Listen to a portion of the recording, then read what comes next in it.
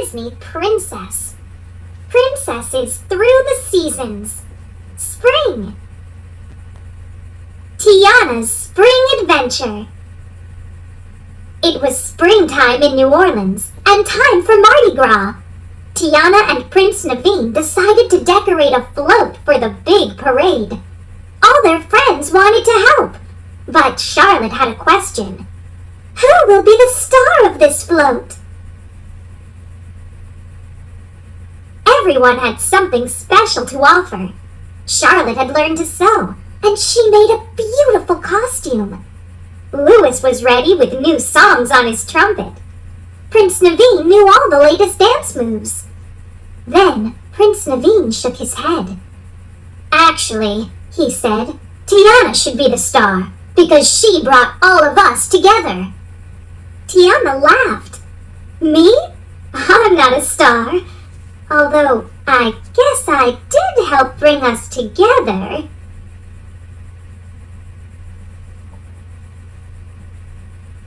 Which is why we should all be stars on this float, she said. So, on the day of the Mardi Gras parade, all of them rode on the float.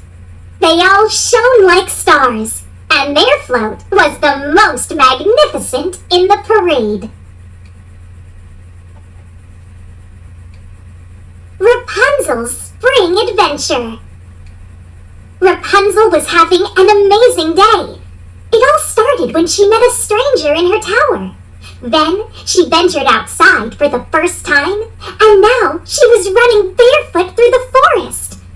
It was spring, so the flowers were in bloom, and everything felt new. Some of the new things were frightening, though. At least, they were frightening to Rapunzel. It's just a bunny, said Flynn. He was not scared at all. Rapunzel quickly learned that these forest animals were friendly. The woods were full of new friends. Everyone had a wonderful time.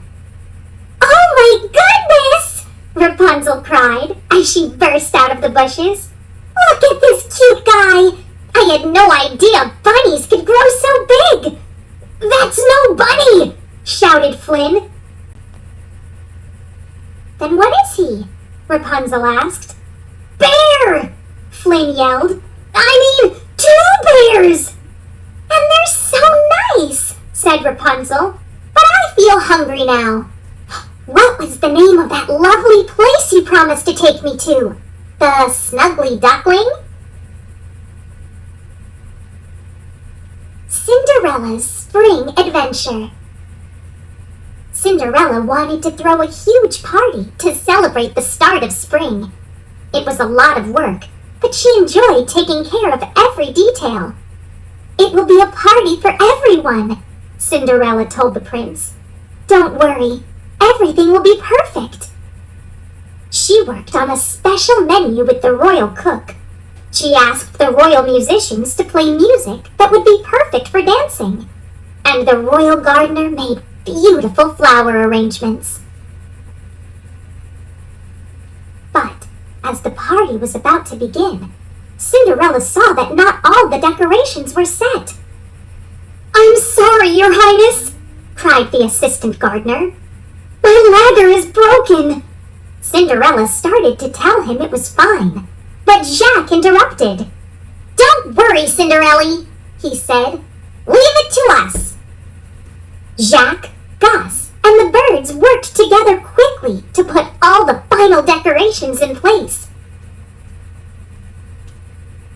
Cinderella's royal garden party turned out to be a grand success.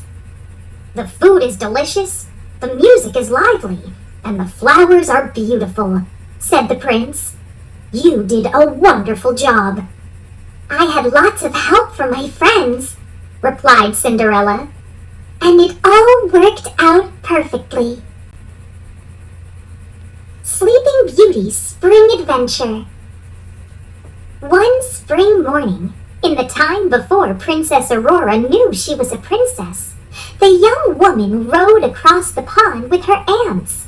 Briar Rose, as she was called back then, knew that baby swans had hatched recently, and she wanted to check on the new family.